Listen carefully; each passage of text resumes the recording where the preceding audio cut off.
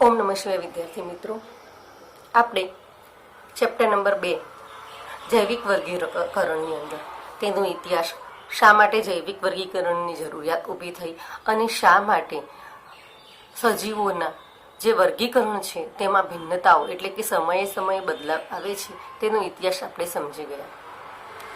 આજે આપણે મોનેરા સૃષ્ટિના સભ્યો એટલે કે મોનેરા સૃષ્ટિની અંદર વિટેકરે જે 5 સૃષ્ટિ વર્ગીકરણ પદ્ધતિ આપી હતી તેને આધારે આપણે મોનેરા, પ્રોટિસ્ટા, ફૂગ, લીલ, વનસ્પતિ સૃષ્ટિ વગેરેનો અભ્યાસ કરીશું. જેમાં સૌથી પહેલી આવે છે મોનેરા સૃષ્ટિ. તો મોનેરા સૃષ્ટિમાં સમાવાતા સભ્યો વિશેની સમજ કેળવીશું.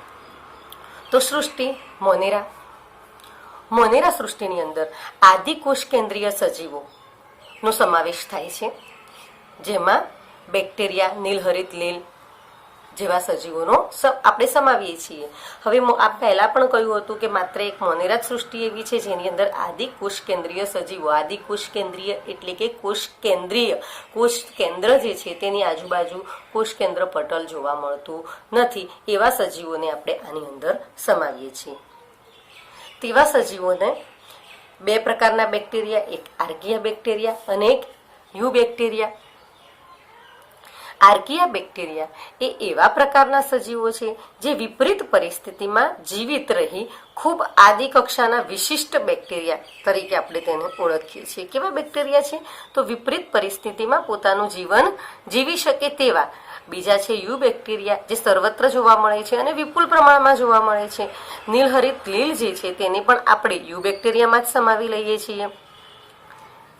તેને આપણે પ્રકાશ સંશ્લેષી બેક્ટેરિયા તરીકે ઓળખીએ છીએ. હવે મોનેરા સૃષ્ટિમાં સમાવાતા જે સભ્યો છે તેમનો વસવાટ કેવા પ્રકારે એટલે કે ક્યાં જોવા મળે છે? તો બેક્ટેરિયા બધે જ વિપુલ પ્રમાણમાં જોવા મળે છે અને એ સૂક્ષ્મ જીવાણુઓ છે, ખૂબ જ સૂક્ષ્મ પ્રકારના જીવાણુઓ છે. માટીમાં, ગરમ પાણીના ઝરામાં, રણ, બરફ, ઊંડા મહાસાગર તેમજ હવા, પાણી, ભૂમિ તથા પરોપજીવી તરીકે અન્ય સજીવોમાં કે સજીવો ઉપર વસવાટ કરતા જોવા મળે છે. ફરીથી મોનેરા સૃષ્ટિના સભ્યોને 2 પ્રકારમાં વહેંચીએ છીએ, આર્કિયા બેક્ટેરિયા અને યુ બેક્ટેરિયા. આર્કિયા બેક્ટેરિયા વિપરીત પરિસ્થિતિમાં જીવતા અને આદિ કક્ષાના બેક્ટેરિયા. જ્યારે સર્વત્ર જોવા મળતા અને વિપુલ માત્રામાં જોવા મળતા બેક્ટેરિયાને આપણે યુ બેક્ટેરિયા કહીએ છીએ. હવે મોનેરા સૃષ્ટિમાં જોવા મળતા સજીવો ક્યાં જોવા મળે છે એટલે કે આ બેક્ટેરિયા કઈ જગ્યાએ જોવા મળે છે? તો માટીમાં, ગરમ પાણીના ઝરા, રણ, બરફ, ઊંડા મહાસાગર, હવા, પાણી, ભૂમિ તથા પરોપજીવી તરીકે અન્ય પ્રાણીના શરીરની અંદર અથવા સજીવોની ઉપર વસવાટ કરતા જોવા મળે છે. આકારને આધારે આપણે આ બેક્ટેરિયાઓને 4 પ્રકારમાં વહેંચ્યા છે એટલે કે 4 કક્ષાઓની અંદર વહેંચ્યા છે. એક ગોળાકાર એટલે કે જ્યારે આપણે તેને સૂક્ષ્મદર્શક યંત્રમાં જોઈએ ગોળ જોવા મળે તો તેને ગોળાકાર અથવા ગોલાણુ તરીકે. સળિયાકારના જોવા મળે તો તેને દંડાણુ. અલ્પવિરામ આકારના જોવા મળે તો તેને આપણે વક્રાણુ. જ્યારે કુંતલ આકારના જોવા મળે તો તેને સર્પાણુ તરીકે ઓળખીએ છીએ. ફરીથી તેની કક્ષાઓ એટલે કે આ કક્ષાઓ માત્ર તેના આકારને આધારે છે. આકારને આધારે ગોલાણુ, દંડાણુ, વક્રાણુ અને સર્પાણુ એમ 4 કક્ષાઓની અંદર તેમને વિભાજિત કરીએ છીએ. હવે વાત કરીએ રચના. તો રચના પહેલા પણ કહ્યું આદિકોષ કેન્દ્રીય છે, માટે આ બેક્ટેરિયાની જે રચના છે તે ખૂબ જ સરળ પ્રકારની હશે, કારણ કે આદિ કક્ષાના સજીવો છે. તો બેક્ટેરિયાની રચના ખૂબ જ સરળ, આદિકોષ કેન્દ્રીય, કોષ કેન્દ્ર પટલવિહીન. કોષ કેન્દ્ર જે છે તેની આજુબાજુ પટલ જોવા મળતું નથી અને પટલમય અંગિકાઓની પણ ગેરહાજરી જોવા મળે છે. આદિકોષ કેન્દ્રીય સજીવ આવે એટલે એનું આ મુખ્ય લક્ષણ છે કે પટલની ગેરહાજરી. પછી તેની અંદર અંતઃકોષ રસજાળ હોય, ગોલ્ગીકાય હોય, કણા, કોઈ પણ જે અંગિકાઓ છે તે બધી જ અંગિકાઓની આજુબાજુ પટલની ગેરહાજરી જોવા મળે છે, એટલે કે બધી અંગિકાઓ પણ જોવા મળતી નથી. તો આવા સજીવોને આપણે આદિકોષ કેન્દ્રીય સજીવો તરીકે ઓળખીએ છીએ. તેઓ પોતાની વર્તણૂકમાં જટિલ છે. બીજા ઘણા સજીવોની સાપેક્ષે જે બેક્ટેરિયા સમૂહ તરીકે ચયાપચયમાં વ્યાપક વિશાળતા, એટલે કે તેમની જે ચયાપચય પ્રક્રિયાઓ છે તેની અંદર ખૂબ જ વિશાળતા જોવા મળે છે, ખૂબ જ અલગતા જોવા મળે છે. અને આવું મોનેરા સૃષ્ટિની અંદર જોવા મળતા સજીવોમાં જોવા મળે છે. હવે પોષણની પદ્ધતિની વાત કરીએ તો પોષણ, બેક્ટેરિયાની અંદર પોષણ બે પ્રકારનું, સ્વયંપોષી અને પરપોષી, બે પ્રકારનું પોષણ જોવા મળે છે. કેટલાક બેક્ટેરિયા અકાર્બનિક દ્રવ્યોમાંથી પોતાનો ખોરાક જાતે બનાવે છે, એટલે કે કાર્બનિક પોષક દ્રવ્યોનું સંશ્લેષણ કરે છે, જાતે બનાવે છે, તો તેમને આપણે પ્રકાશ સંશ્લેષી અથવા રસાયણ સંશ્લેષી તરીકે ઓળખીએ છીએ. એટલે કે સ્વયંપોષી પ્રકારના બેક્ટેરિયા છે તે પ્રકાશ શક્તિનો ઉપયોગ કરી અને પોતાનો ખોરાક જાતે બનાવશે, અથવા તેની આજુબાજુ નિર્માણ પામેલા જે અકાર્બનિક ઘટકો છે તેનું કાર્બનિક પોષક દ્રવ્યોમાં રૂપાંતર કરી પોતાનો ખોરાક જાતે બનાવે. તો એવા પ્રકારના બેક્ટેરિયાઓને આપણે સ્વયંપોષી બેક્ટેરિયા તરીકે ઓળખીશું. જ્યારે જે પરપોષી પ્રકારના બેક્ટેરિયા છે, એટલે કે મોટા ભાગના બેક્ટેરિયા અન્ય સજીવો કે મૃત કાર્બનિક દ્રવ્યોમાંથી, સડતી વનસ્પતિ હોય, મૃત પ્રાણી હોય, તો એની ઉપરથી પોતાનું પોષણ પ્રાપ્ત કરતા હોય તો તેમને આપણે પરપોષી પ્રકારના બેક્ટેરિયા કહીશું. પરોપજીવી, મૃતોપજીવી કે સહજીવી પ્રકારના પણ હોઈ શકે. પરોપજીવી એટલે બીજા પર આધાર રાખીને જીવતા, મૃતોપજીવી એટલે મૃત પ્રાણીઓ કે વનસ્પતિઓ પર આધાર રાખીને જીવતા, અને સહજીવી એટલે એકબીજાને લાભદાયી જીવન જીવતા સજીવો. તો એ પ્રકારની તેમની પોષણ પદ્ધતિ જોવા મળે છે. આ થઈ ગયું મોનેરા સૃષ્ટિના બધા જ સભ્યોનું ના લક્ષણો. એટલે કે મોનેરા સૃષ્ટિની અંદર સમાવતા આર્કિયા બેક્ટેરિયા અને યુ બેક્ટેરિયા, બધા જ પ્રકારના જે બેક્ટેરિયા છે તેમનો વસવાટ, રચના અને પોષણ પદ્ધતિ આ પ્રકારની હોઈ શકે. હવે આપણે મોનેરા સૃષ્ટિની અંદર પહેલો હતો આર્કિયા બેક્ટેરિયા. તો આર્કિયા બેક્ટેરિયા વિશે સમજ કેળવીશું.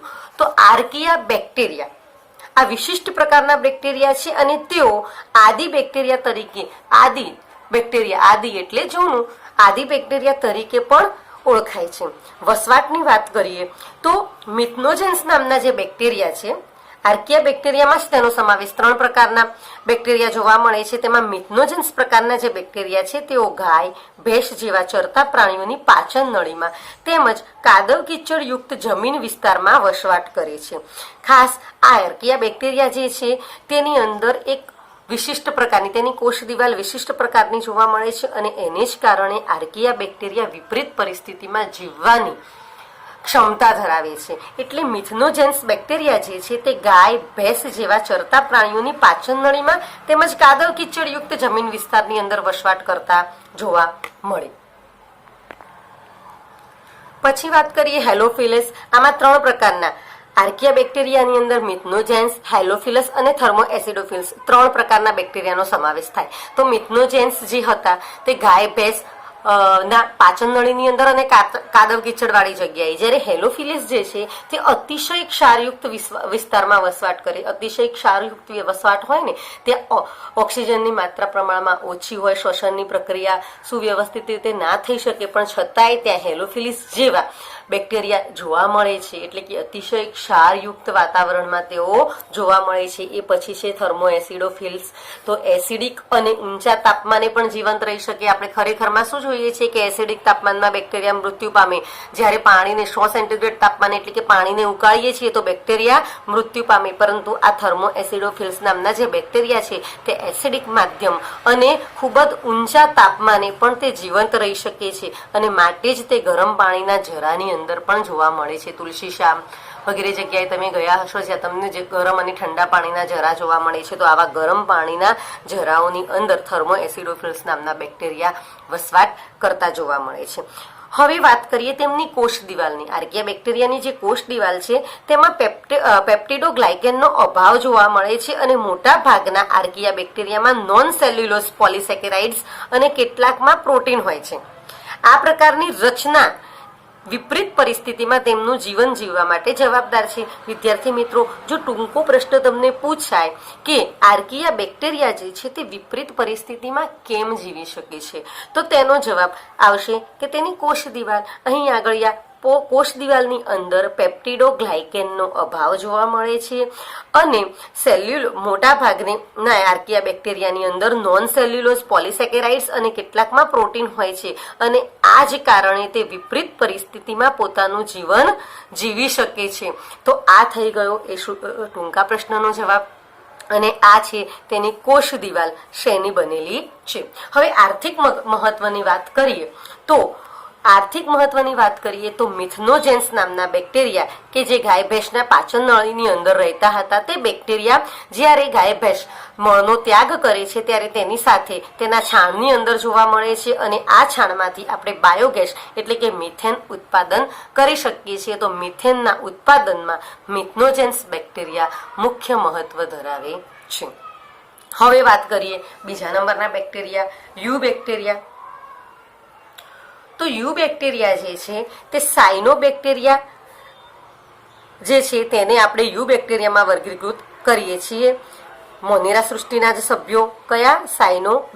સાયનોબેક્ટેરિયા એટલે પ્રકાશ સંશ્લેષી બેક્ટેરિયા, જેનું બીજું નામ છે નીલહરિત લીલ. તેને નીલહરિત લીલ એટલા માટે કહીએ છીએ કારણ કે તે ક્લોરોફિલ એ ધરાવે છે અને વનસ્પતિની જેમ પ્રકાશ સંશ્લેષણ કરી શકે છે, માટે આપણે તેને સાયનોબેક્ટેરિયા કહીએ છીએ. આ તેનું બીજું નામ છે નીલહરિત લીલ. તો તેનો સમાવેશ આપણે યુ બેક્ટેરિયાની અંદર કહીએ છીએ. હવે વસવાટ, તો યુ બેક્ટેરિયાની અંદર જોવા મળતા જે સભ્યો છે તેઓ ખારા કે મીઠા પાણીમાં, જલજ સજીવો તરીકે, કેટલાક સ્થળજ ભેજવાળી જમીન પર પણ વસે છે. તેઓ પ્રદૂષિત પાણીમાં પુષ્કળ પ્રમાણમાં જોવા મળે છે. ફરીથી આ જે સભ્યો છે યુ બેક્ટેરિયાના જે સભ્યો છે તે ખારા કે મીઠા પાણીમાં, જલજ સજીવો તરીકે, કેટલાકમાં સ્થળજ ભેજવાળી જમીન પર પણ વસે છે અને ખાસ કરીને પ્રદૂષિત પાણીમાં પુષ્કળ પ્રમાણમાં જોવા મળે છે. તેને આલ્ગલ બ્લૂમ તરીકે આપણે ઓળખીએ છીએ. તમે ઘણી વખતે કોઈ જળાશયની અંદર એટલે કે કોઈ તળાવની અંદર કે નદીની અંદર જોયું હશે કે ખૂબ કોઈ કુંડ હોય ત્યાં જોયું હશે કે ખૂબ જ દુર્ગંધ મારતી હોય અને તેની પર લીલની એક ચાદર છવાયેલી જોવા મળે. આ જે ચાદર છે તેને આપણે આલ્ગમ બ્લૂમ તરીકે ઓળખીએ છીએ. ત્યાં ખૂબ જ તીવ્ર દુર્ગંધ મારતી હોય છે. કારણ કે આ જે આલ્ગલ બ્લૂમ એટલે કે લીલ વસ્તી વિસ્ફોટ વધારેમાં વધારે વારંવાર તેનું વિભાજન થઈ અને તે વસ્તી વિસ્ફોટ થયેલો હોય છે. હવે આ જે લીલ વસ્તી વિસ્ફોટ છે તે શ્વસન અને ઉત્સર્જનની પ્રક્રિયા કરે છે. એ શ્વસન અને ઉત્સર્જનના તત્વો જે છે તે પાણી સાથે ભળે છે અને તેને કારણે તે પાણી દુર્ગંધ મારતું અને ખરાબ સ્વાદવાળું બની જાય છે. તેને આપણે આલ્ગમ બ્લૂમ કહીએ છીએ. તો આવી જગ્યાએ આપણને યુ બેક્ટેરિયા જોવા મળે છે. હવે તેનું સ્વરૂપની વાત કરીએ તો યુ બેક્ટેરિયાનું જે સ્વરૂપ છે તે એકકોષીય, વસાહતી કે તંતુમય સ્વરૂપે પણ જોવા મળે. એકકોષીય સ્વરૂપમાં પણ હોય, તંતુમય પણ હોય અને વસાહતી, તંતુમય વસાહતી. તો આ જે છે તે નીલહરિત લીલ નોનસ્ટોપ જે છે તેની આકૃતિ મેં તમને દર્શાવી છે અહીં આગળ. આની એક ખાસિયત છે કે જ્યારે તે તંતુમય કે વસાહતી જીવન જીવે ત્યારે તેની આજુબાજુ જિલેટિન દ્રવ્યનું આવરણ આવેલું હોય છે અને આ જિલેટિન દ્રવ્ય જેને આપણે મ્યુસિલેઝ આવરણ તરીકે પણ ઓળખીએ છીએ તેવું આવરણ આવેલું હોય છે. સાથે સાથે તેમાં કેટલાક કોષો જે હોય છે, ખાસ પ્રકારના કોષો જોવા મળે છે જેને આપણે અભિકોષો કહીએ છીએ. અને આ અભિકોષો જે છે તે નાઇટ્રોજનના સ્થાપન માટે એટલે હવામાં રહેલા નાઇટ્રોજનનું સ્થાપન કરી શકે છે. તો અભિકોષનું કાર્ય છે નાઇટ્રોજન સ્થાપનનું. હવે આપણે વાત કરીએ પોષણ પદ્ધતિની. તો પોષણ જે છે તે પ્રકાશ સંશ્લેષી સ્વયંપોષી પોષણ એટલે કે જે નીલહરિત લીલ છે, નોનસ્ટોક જે છે તે પ્રકાશ સંશ્લેષી સ્વયંપોષી પોષણ દર્શાવે છે. તેઓ લીલી વનસ્પતિ જેવું હરિત દ્રવ્ય એટલે કે ક્લોરોફિલ એ ધરાવે છે, માટે પોતાનો ખોરાક તે જાતે જ બનાવે છે. સૂર્ય શક્તિનો ઉપયોગ કરી અને પોતાનો ખોરાક જાતે બનાવશે. હવે તેનું મહત્વ શું છે?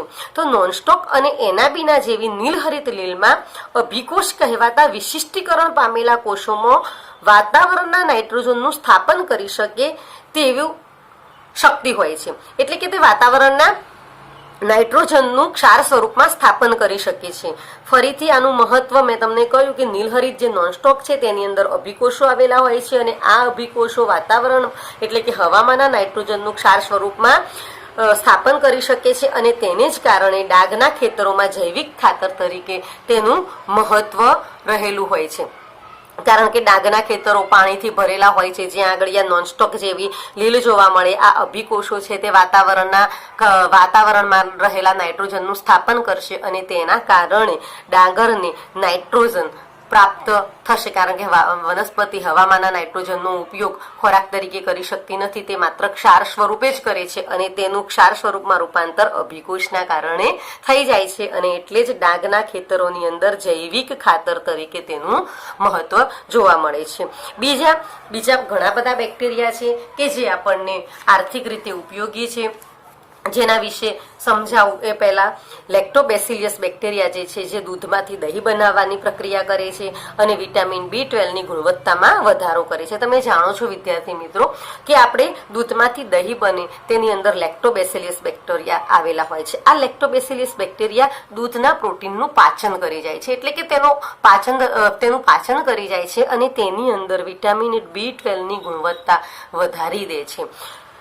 તો આ પણ આપણને એક આર્થિક રીતે ઉપયોગી છે લેક્ટોબેસિલિયસ બેક્ટેરિયા. પછી બીજી વાત કરીએ રાઇઝોબિયમ બેક્ટેરિયા. તો રાઇઝોબિયમ બેક્ટેરિયા જે છે તે સિમ્બિકુળની વનસ્પતિમાં નાઇટ્રોજનનું સ્થાપનનું કાર્ય કરે છે. મેં આગળ પણ તમને કહ્યું કે વનસ્પતિઓ હવામાં સૌથી વધુ નાઇટ્રોજન હવામાં રહેલો છે, પણ વનસ્પતિ તેનો ખોરાક તરીકે ઉપયોગ કરી શકતી નથી, માત્ર ક્ષાર સ્વરૂપે જ ઉપયોગ કરી શકે છે. જે સિમ્બિકોની વનસ્પતિ એટલે કે કઠોળ વર્ગની જે વનસ્પતિઓ છે તેમની મૂળગંડિકાઓની અંદર રાઇઝોબિયમ બેક્ટેરિયા રહેલા હોય છે. રાઇઝોબિયમ બેક્ટેરિયા નાઇટ્રોજનનું સ્થાપન કરશે અને તે વનસ્પતિને આપશે. વનસ્પતિ તેના બદલામાં રાઇઝોબિયમ બેક્ટેરિયાને ખોરાક પ્રાપ્ત કરશે. આમ બંને એકબીજા સાથે આંતર સંબંધ કેળવે છે અને લાભદાયી જીવન જીવે છે. આમ સહજીવી પ્રકારનું જીવન જીવે છે. તો આ પણ તેનું બેક્ટેરિયાનું મહત્વ છે. તો એ મેં તમને જે સમજાવ્યું તે નીલહરિત લીલ એટલે કે સાયનોબેક્ટેરિયા વિશેના તેમના કોષનું તેમની રચના, પોષણ પદ્ધતિ વગેરે તમને સમજાવ્યું. પરંતુ યુ બેક્ટેરિયામાં પોષણ પદ્ધતિ એટલે કે યુ બેક્ટેરિયામાં બીજા ઘણા બધા એવા સભ્યો છે કે જેઓની પોષણ પદ્ધતિઓમાં ફેરફાર જોવા મળે છે, એટલે કે તેના કરતા અલગ પ્રકારનું પોષણ જોવા મળે છે. જ્યારે તમને યુ બેક્ટેરિયામાં જોવા મળતા જે સભ્યો છે તેમની પોષણ પદ્ધતિ વિશેની ટૂંક નોંધ લખવી હોય તો તેના માટે તમારે આ ચાર્ટ એકવાર વાંચી જાઓ તો તમને ઈઝી પડશે. જેમ કે યુ બેક્ટેરિયાના સભ્યો જે છે બે પ્રકારની પોષણ પદ્ધતિ ધરાવે છે, એક સ્વયંપોષી અને બીજી વિષમપોષી. હવે પહેલા આપણે સ્વયંપોષીની વાત કરી લઈએ કે સ્વયંપોષી એટલે જરૂરી કાર્બનિક દ્રવ્યોનું ઉત્પાદન સ્વયં કરે એટલે કે પોતાની જાતે કરે, તેને આપણે સ્વયંપોષી કહીશું. હવે આ સ્વયંપોષીની અંદર પ્રકાશ સંશ્લેષી અને રસાયણ સંશ્લેષી એમ બે પ્રકારના બેક્ટેરિયાઓનો સમાવેશ થાય છે. તો પ્રકાશ સંશ્લેષી તો પ્રકાશ શક્તિનો ઉપયોગ કરી કાર્બનિક દ્રવ્યોનું સંશ્લેષણ કરે તેને આપણે પ્રકાશ સંશ્લેષી કહીશું. અને એની અંદર પર્પલ સલ્ફેટ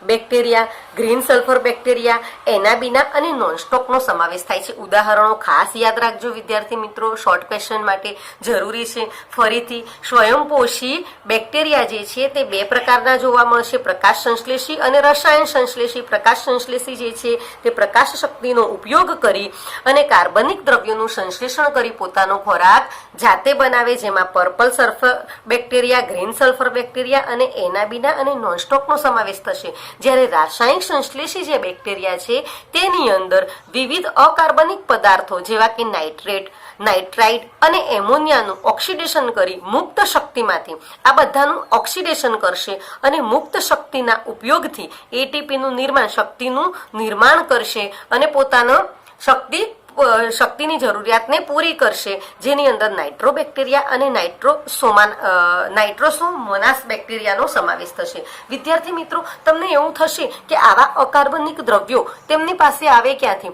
તો જે બેક્ટેરિયાની આજુબાજુનું જે વાતાવરણ છે, જેમ કે તે પાણીની અંદર છે, કોઈ જળાશયની અંદર છે, કાદવ કે એ જે જગ્યાએ છે ત્યાંની આજુબાજુના વાતાવરણમાંથી પ્રાપ્ત થતા જે સજીવો હોય અથવા તો મૃત સજીવો હોય એ બધામાંથી તે અકાર્બનિક ઘટકો એટલે કે નાઇટ્રાઇટ પાણીની અંદરથી પણ પ્રાપ્ત, નાઇટ્રાઇટ, એમોનિયા વગેરે તેમને પ્રાપ્ત થશે અને તેનું તે ઓક્સિડેશન કરી લેશે અને તેના દ્વારા જે શક્તિ મુક્ત થશે તે મુક્ત શક્તિમાંથી એટીપીનું એટલે તેમની શક્તિની જરૂરિયાત પૂરી કરશે.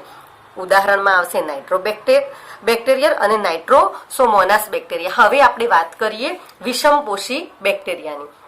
તો વિષમપોષી બેક્ટેરિયા એટલે કે તૈયાર કાર્બનિક દ્રવ્યો અથવા અન્ય સજીવ પાસેથી પોતાનો ખોરાક પ્રાપ્ત કરે તેને આપણે વિષમપોષી બેક્ટેરિયા કહીએ છીએ. હવે તેના મુખ્ય 3 પ્રકાર પડે છે. એક છે મૃતોપજીવી, સહજીવી અને પરોપજીવી. મૃતોપજીવીની વાત કરીએ તો મહત્વના વિઘટકો તરીકે કાર્બનિક દ્રવ્યોનું વિઘટન કરે. જે લેક્ટોબેસિલિયસ મેં તમને કહ્યું હતું દૂધમાંથી દહીં બનાવવાનું જે કાર્ય કરે છે તે મહત્વના વિઘટન દૂધનું વિઘટન કરી નાખશે, તેમાંથી દહીં બનાવશે, પ્રોટીનનું પાચન કરી જશે અને તેના બદલે આપણને વિટામિન B12 ભરપૂર પ્રમાણમાં પ્રાપ્ત કરાવશે. તો તેનું ઉદાહરણ છે લેક્ટોબેસિલિયસ, જેને આપણે મૃતોપજીવી તરીકે ઓળખીશું. બીજી વાત કરીએ સહજીવી, તો સહજીવી તે અન્ય સજીવ સાથે પરસ્પર લાભદાયી આંતર સંબંધ દર્શાવે તેને આપણે સહજીવી કહીશું. રાઇઝોબિયમ હમણાં જ મેં તમને સમજાયું, કઠોળ વર્ગની એટલે કે શિંબિકોની વનસ્પતિની મૂળગંડિકાઓ તેમના મૂળનામાં રહેલી મૂળગંડિકાઓમાં રહે છે, નાઇટ્રોજનનું સ્થાપન કરી વનસ્પતિને નાઇટ્રોજન આપે છે અને સામે પ્રાપ્ત કરે છે ખોરાક. એટલે કે વનસ્પતિ સાથે આ બેક્ટેરિયા પરસ્પર લાભદાયી જીવન આંતર સંબંધ દર્શાવે છે, તો તેને આપણે સહજીવી બેક્ટેરિયા કહીશું. બીજી વાત કરીએ પરોપજીવી, તો પરોપજીવીઓ હંમેશા નુકસાન કરતા જોવા મળે છે. મનુષ્ય કે અન્ય પ્રાણી કે વનસ્પતિમાંથી પોષણ મેળવી અને રોગ ઉત્પન્ન કરે. જે તે સજીવ જેની ઉપરથી તે પોષણ પ્રાપ્ત કરે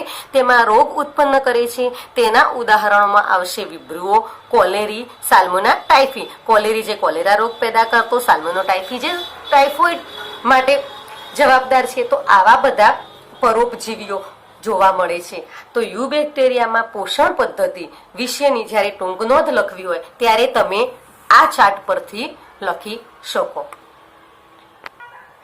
હવે યુ બેક્ટેરિયામાં જોવા મળતી પ્રજનન પદ્ધતિ.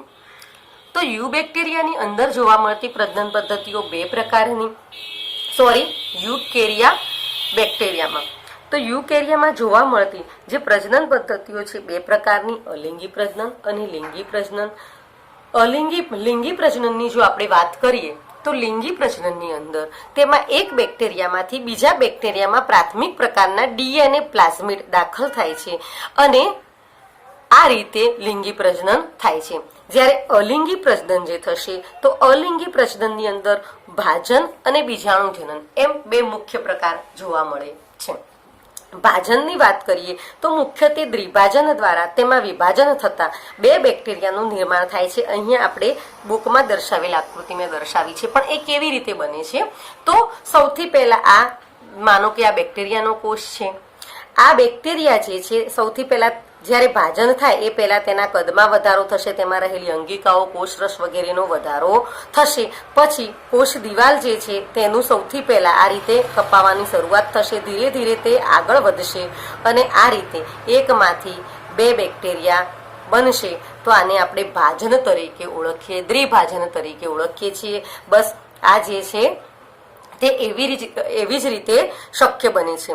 હવે વાત કરીએ બીજાણુ જનન. તો પ્રતિકૂળ પરિસ્થિતિમાં જ્યારે બેક્ટેરિયા દ્વિભાજન ના કરી શકે અથવા પરિસ્થિતિ પ્રતિકૂળ હોય ત્યારે બેક્ટેરિયા તેની આજુબાજુ એક આવરણ ઉત્પન્ન કરે છે અને આ આવરણને આપણે કોષ્ટન કહીશું. તેની અંદર અસંખ્ય એટલે કે ભાજન, આ જે ભાજનની પ્રક્રિયા છે તે થતી જ રહે છે. એટલે કે અસંખ્ય બેક્ટેરિયા તૈયાર થાય છે. પરિસ્થિતિ જ્યારે અનુકૂળ બને ત્યારે આ કોષ્ટન તૂટે છે અને તેમાંથી અસંખ્ય બેક્ટેરિયા એક સાથે બહાર આવે. આને આપણે બીજાણુ નિર્માણ તરીકે ઓળખીએ છીએ. એટલે કે બીજાણુ જનન તરીકે આ પ્રકારનું પ્રજનન થતું જોવા મળે. હવે આપણે લિંગી પ્રજનનની વાત કરતી. લિંગી પ્રજનનની અંદર શું થશે? ધારો કે આ એક બેક્ટેરિયા, આ બીજો બેક્ટેરિયા, બંને એકબીજાની નજીક આવશે અને તેની અંદર ડીએનએની આપલે થશે અને આ રીતે જો પ્રજનન થાય તો તેને આપણે લિંગી પ્રજનન કહીએ છીએ. એટલે કે એક બેક્ટેરિયામાંથી બીજા બેક્ટેરિયામાં પ્રાથમિક પ્રકારના ડીએનએ પ્લાઝમિડ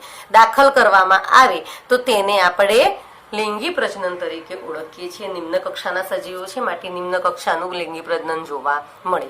તો વિદ્યાર્થી મિત્રો, આજે આપણે સૃષ્ટિ મોનેરાના બધા જ સભ્યો, તેમની પોષણ પદ્ધતિઓ, તેમનું પ્રજનન, તેમની રચના, વસવાટ બધું જ સમજી ગયા. હવે પછીના વિડીયોની અંદર સૃષ્ટિ પ્રોટિસ્ટા વિશે સમજીશું. ઓમ નમઃ શિવાય.